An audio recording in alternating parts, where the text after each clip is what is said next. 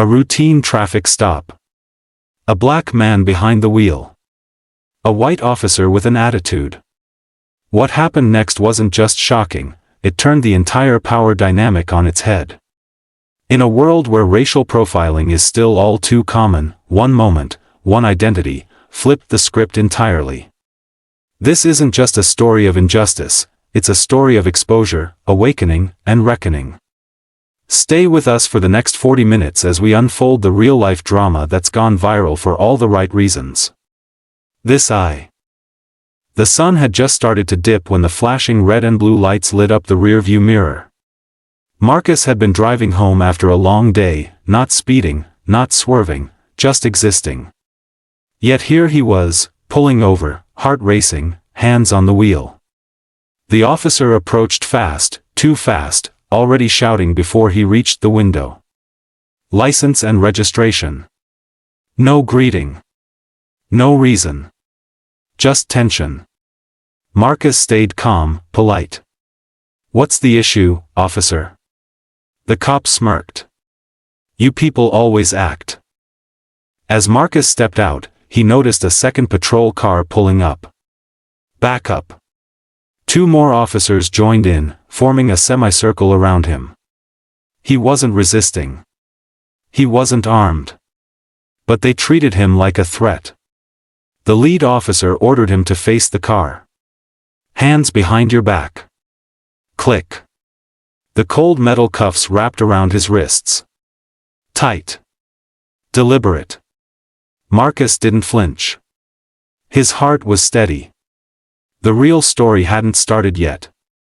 And as the bodycams kept rolling, everything being said and done. One of the younger officers looked uneasy. He kept glancing at Marcus's ID, then at his face. Something wasn't adding up. But the lead officer, fueled by bias and bravado, dismissed every doubt. "He's lying," he spat. "Fake ID. Probably a stolen car." Marcus opened his mouth to speak but paused. There was power in silence. Let them dig the hole. The more they pushed, the deeper they'd fall.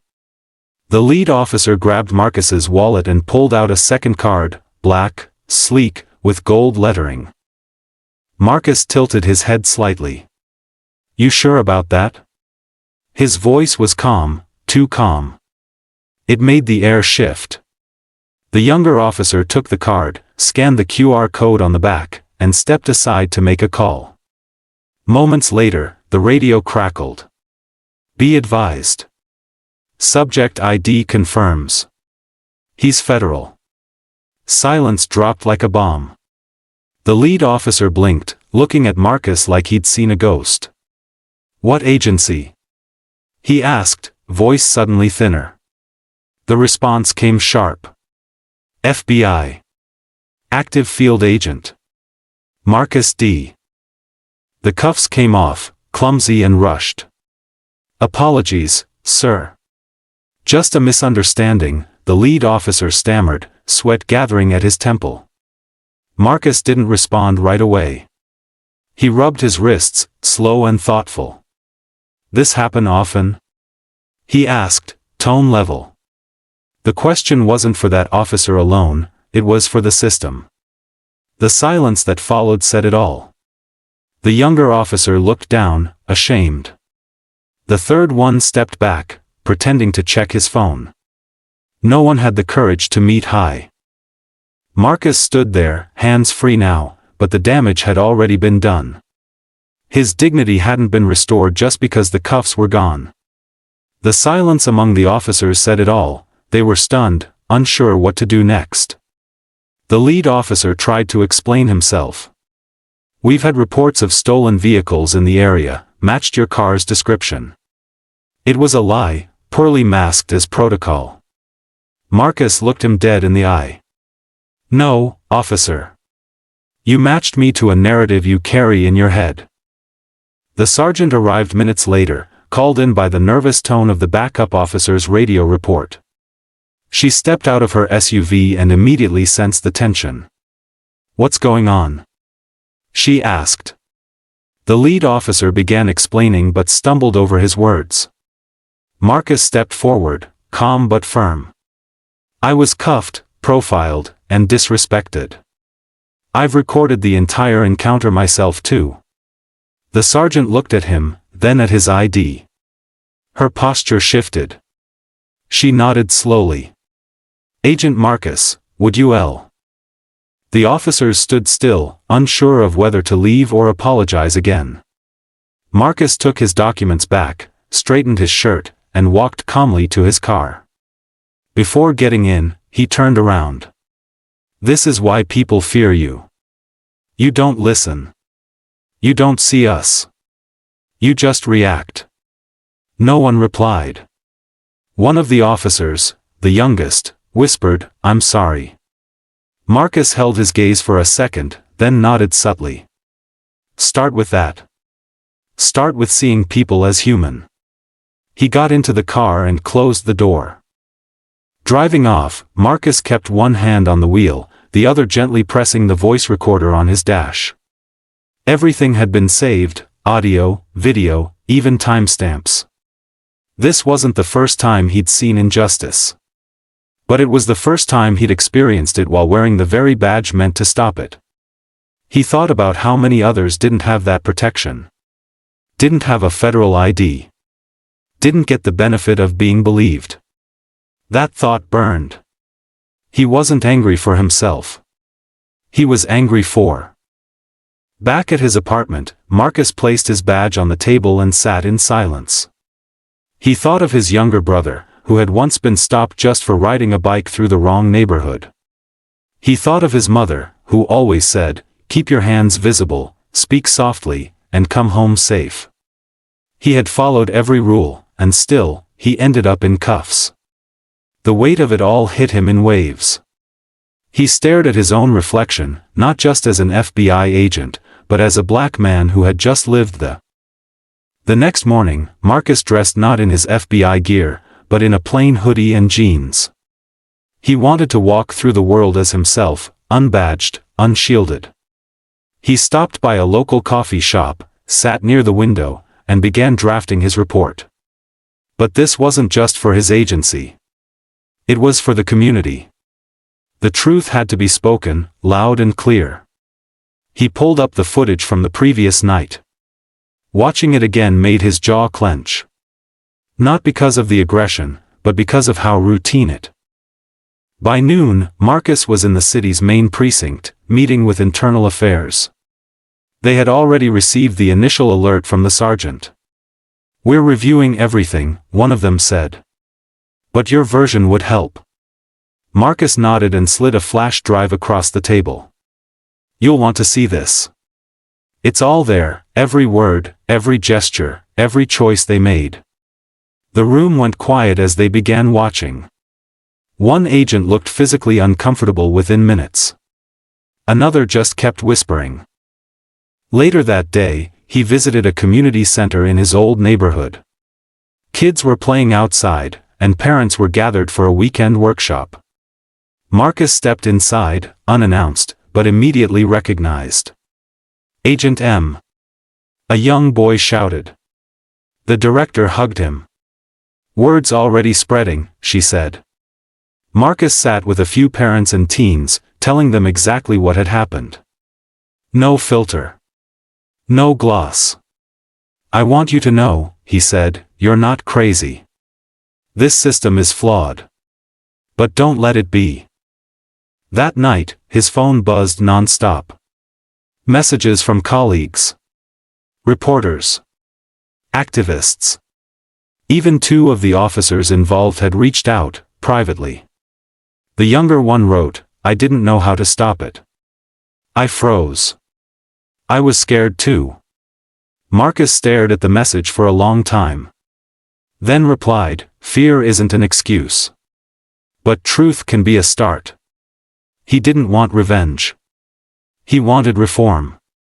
The badge he wore wasn't for personal power, it was for protection. And if that badge couldn't protect a man like him far. The following morning, Marcus was invited to speak at a press conference. Cameras clicked. Microphones crowded. The mayor, the police chief, and community leaders stood by. But all eyes were on Marcus. He stepped up, heart steady, and said, "I was profiled because I'm black. Full stop. That badge in my wallet didn't shield me, my calmness did. My control. My restraint. But I shouldn't have to perform peace to earn it." The crowd was silent, hanging on every word. What happened to me is not rare. The press conference made headlines. FBI agent racially profiled by local police. It was everywhere. Some praised Marcus's composure. Others questioned the officer's actions. And a few, predictably, tried to twist the story, calling it an overreaction. Marcus didn't flinch. He expected backlash.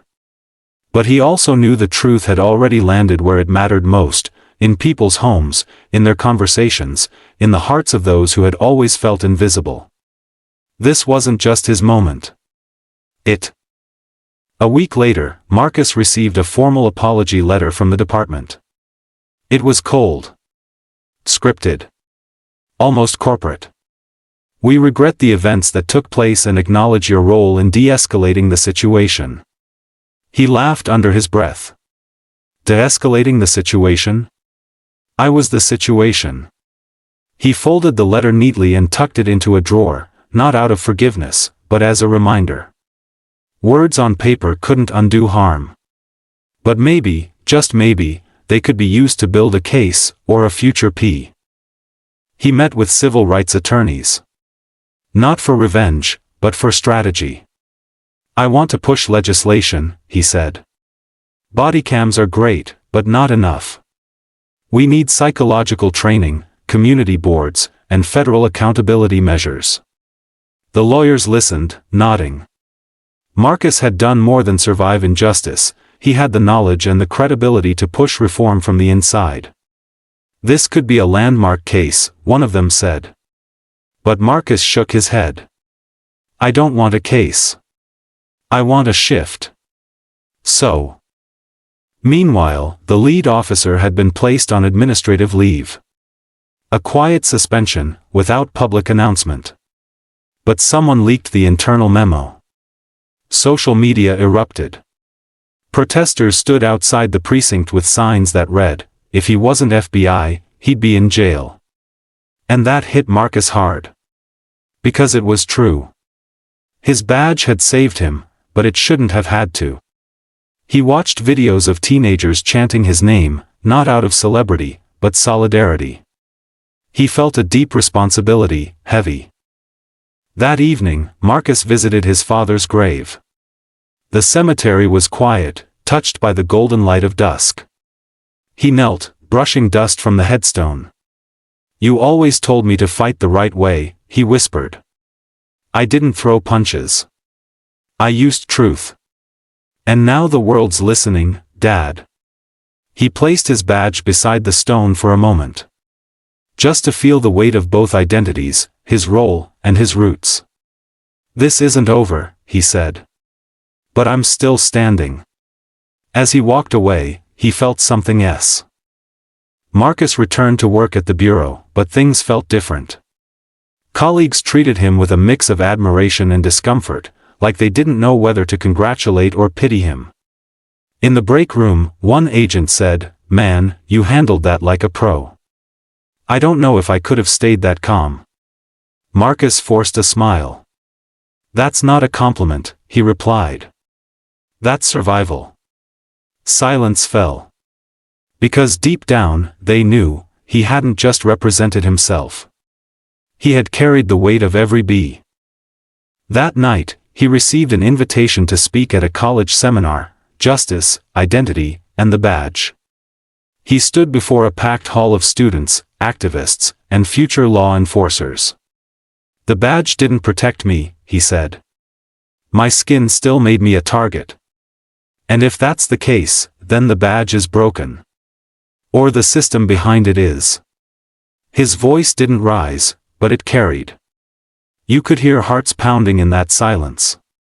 When he finished, students stood, not just clapping, but crying. Not because tea.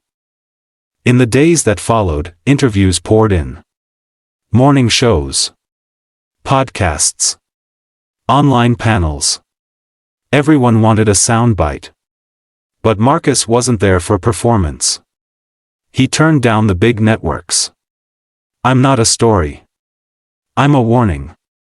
He chose to speak on grassroots platforms, black-led media, community radio, local roundtables. Places where the truth wouldn't be edited to fit a narrative. Where people didn't just listen, they felt. I'm not going viral, he told one host.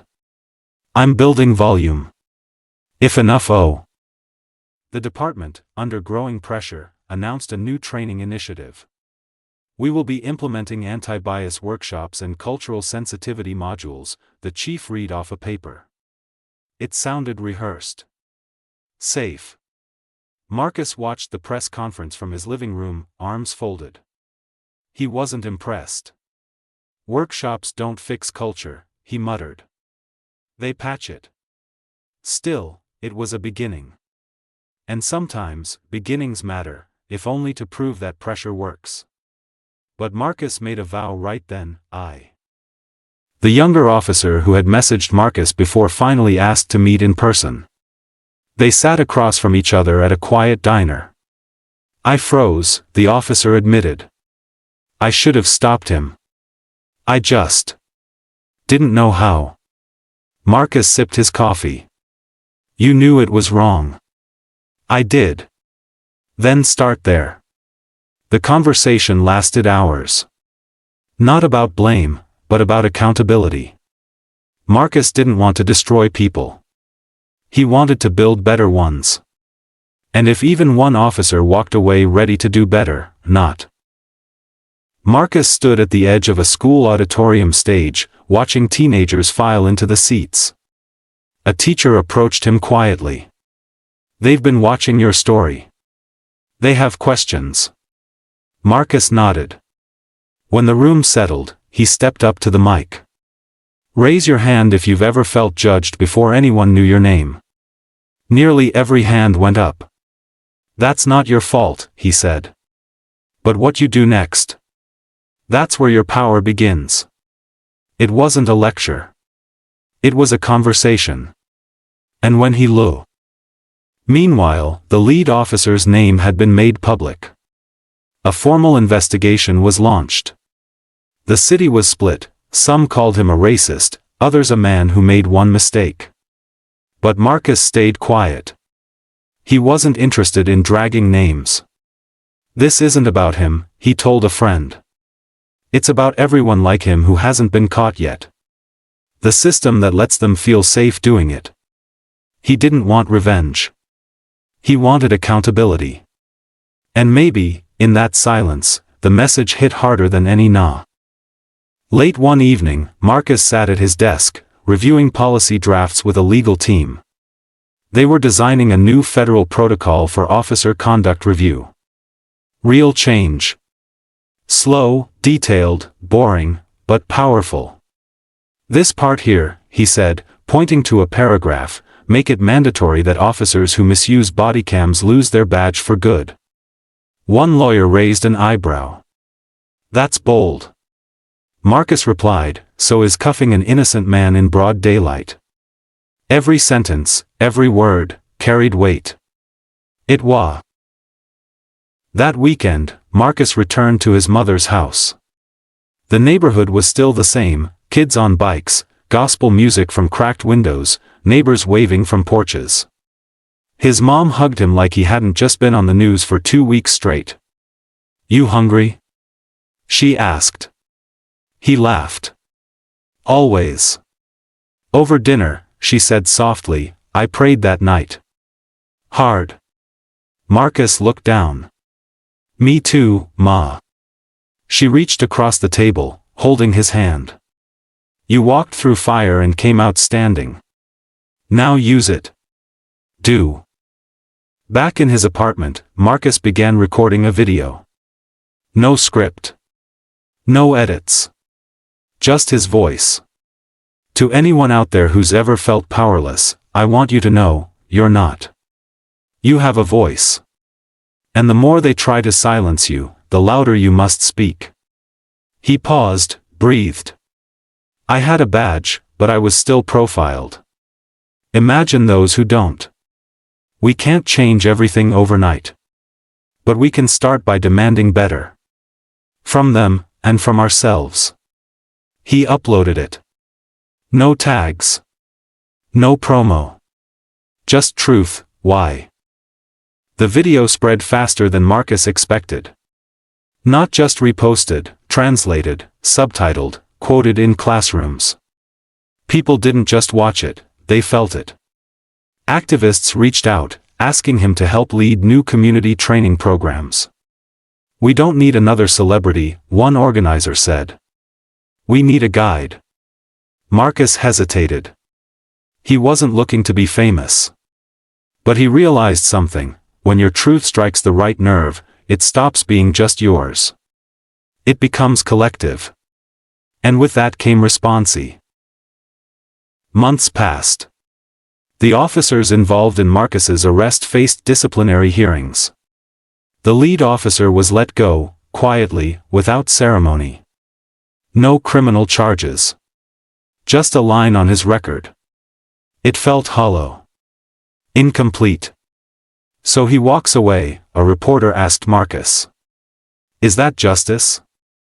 Marcus looked straight at the camera. No. But now people know his name. And mine. And the system that allowed this. That's step one. Justice wasn't always loud. Sometimes, it was steady. Sometimes, it came in the form. At a town hall meeting, an older woman raised her hand. What made you stay calm? She asked. Marcus thought for a long second. Fear, he said honestly. Not of them. Of what could happen if I reacted the wrong way. Of never making it home. The room went still. Everyone understood. That fear wasn't unique. It was passed down like a lesson, a survival skill. I stayed calm because I had to, he continued. But no one should have to. His words didn't need volume, they had weight. And in that spa. One morning, Marcus got a call from Washington. A congressional committee wanted to meet. They were drafting a national law, the Community and Officer Accountability Reform Act. His testimony would be central. We want your voice, the aide said. Marcus leaned back in his chair, eyes on the ceiling. All of this, from a traffic stop. From a name not recognized. All right, he said. But I'm not coming to perform. I'm coming to rewrite the rules. He packed his bag, not with suits, but with data, At the hearing, the room was formal, lawmakers in polished seats, cameras blinking, papers stacked like shields. Marcus adjusted the mic. My name is Agent Marcus J. Reed. I serve in federal law enforcement. And still, I was treated as a suspect before I was seen as a citizen. He held up the photo. This is me. Not resisting. Not armed. Just existing. You could hear the pens stop. He continued, this isn't about me alone. It's about every person who's been stopped, silenced, and scared. I'm not. After Marcus spoke, there was silence. Then came questions. Some were sincere, others felt rehearsed, like boxes being ticked. One congressman asked, what would you say to young black men watching this? Marcus didn't hesitate. Learn the law. Know your rights. And don't let the system convince you that fear equals respect. Fear is control. Respect is earned. That line landed like thunder. Even the cameras seemed to zoom in. Marcus wasn't performing. He was revealing. Laying bare a truth they see.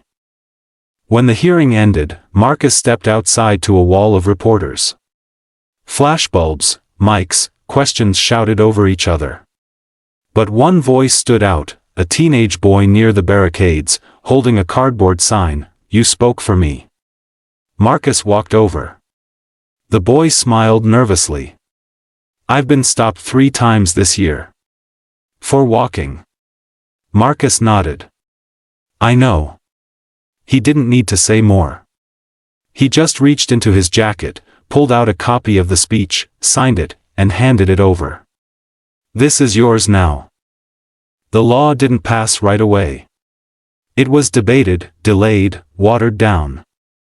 But Marcus kept pushing. Town to town. School to school.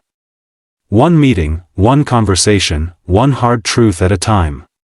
Change doesn't live in headlines, he told a young crowd. It lives in persistence.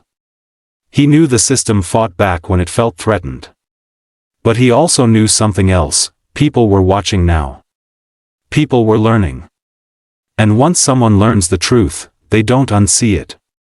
That was his mission now, not just. Late one night, Marcus stood alone on a rooftop overlooking the city.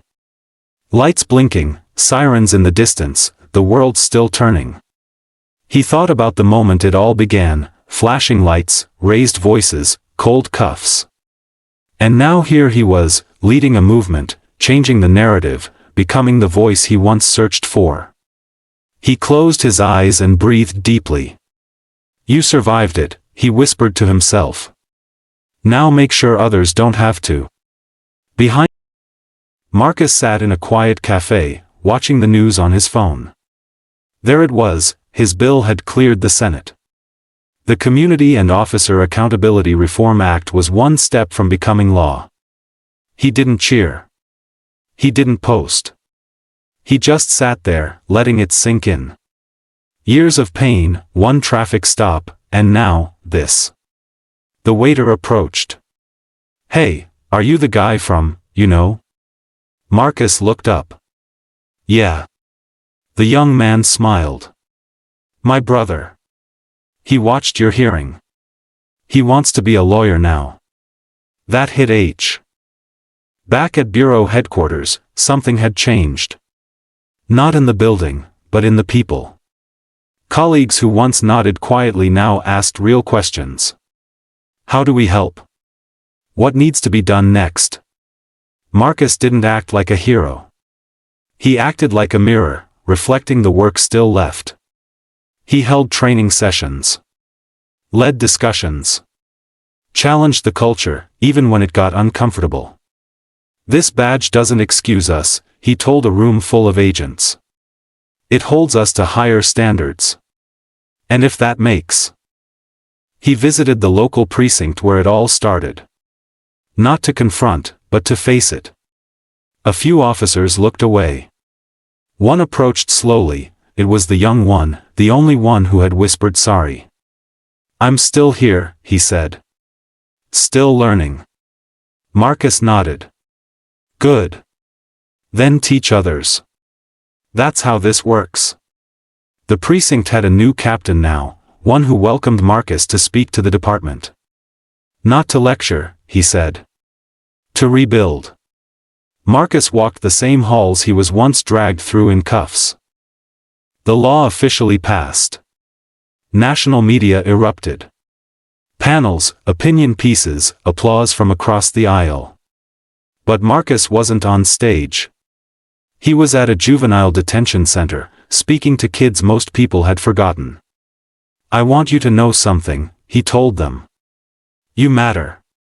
Even if the world doesn't say it, I will." One boy asked, "You really FBI?"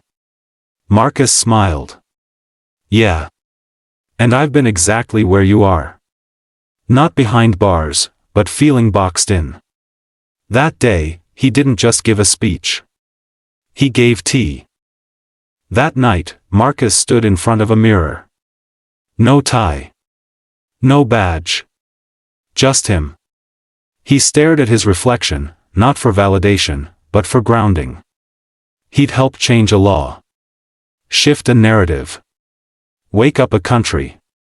But none of it changed what started it all, being a black man pulled over for nothing. He didn't forget.